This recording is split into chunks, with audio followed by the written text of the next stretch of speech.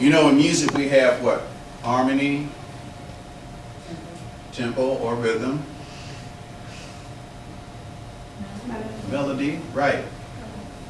The fourth component for jazz, which was an unknown at that time, is improvisation. So now we have harmony, melody, rhythm, and right over. Okay. Louis Armstrong was the first, at least recorded, at least well documented, inventor and presenter of improvisation on his cornet, trumpet, right? Cornet, trumpet. Okay. We're going to do one of his signature tunes called Strutting with Some Barbecue. And we want you to, this here again, there was ragtime, there was stride, there were some things in between there that elevated jazz into what we know today. Hip hop and even rap has sampled jazz, okay? It definitely has sampled this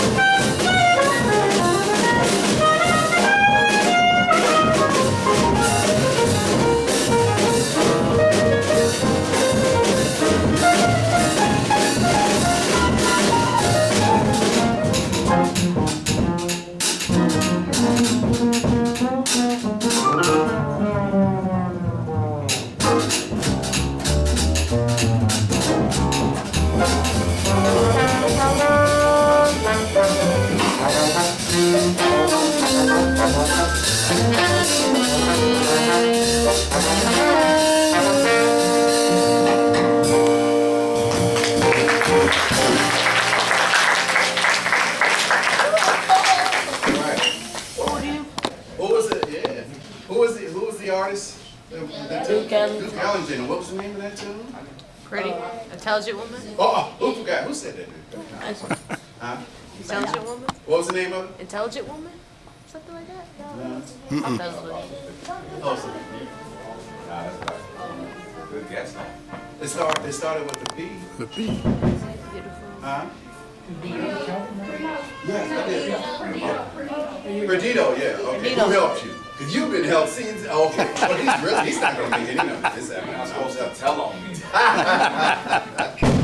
Okay. Andy and I went to School for Creative and Performing Arts. That's where we graduated from high school. I continued on. I went to University of Cincinnati and studied composition there. And then, you hear everybody calling me Dr. William or Minifield. Well, the reason why they're calling me that is because I went and got my doctorate degree from the University of Texas.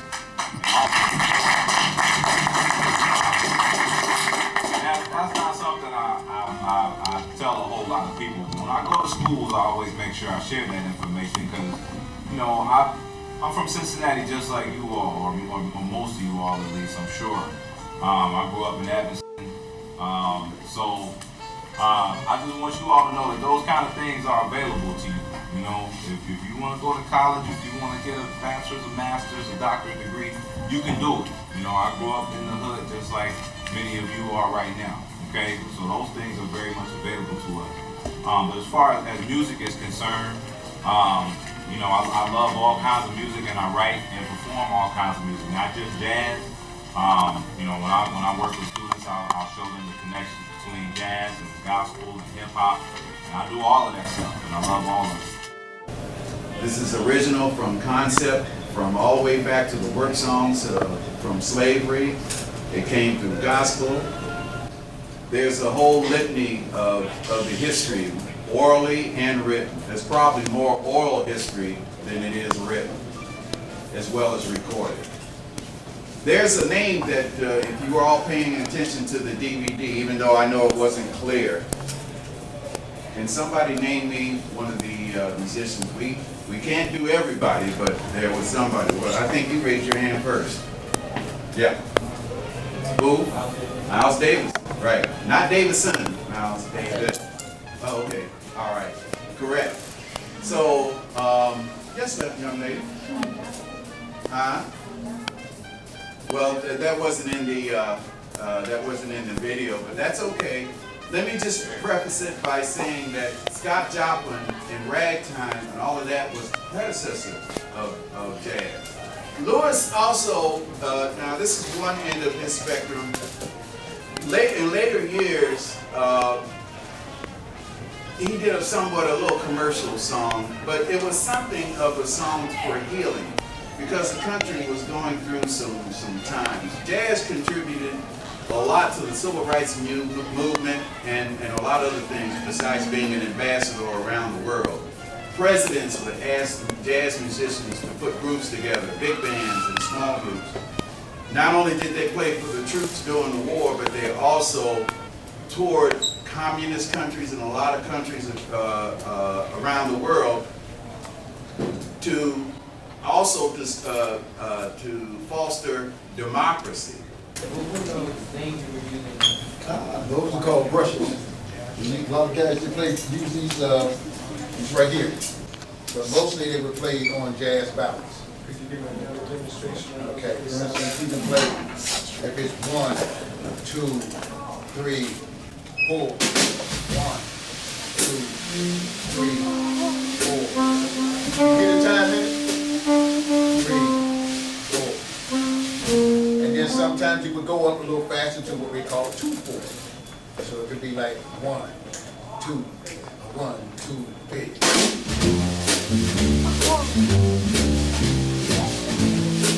See a tap dance? And then you can play real fast on real fast ballads, like 1, 2, 1,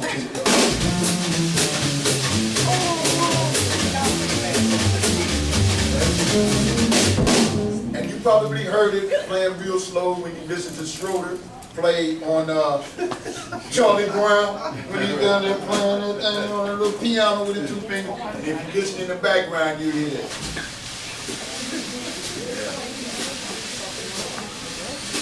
Anybody ever watch the Peanuts cartoons? That's great. That's when you hear a lot of jazz. That's so wrong. I'll play with it. Just traditionally, I'm trying to get as close as to the cornet, and that's the trumpet. Before you get out of here, I did bring like a little surprise for you. This is not a cornet. It's something like in between it. And one thing I wanted to, I brought this for several reasons, because the thing that looks the closest to a cornet is kind of like this, but larger. But not much, but this is a pocket trumpet. And it sounds a lot like the trumpet. It doesn't really, alter the sound that much,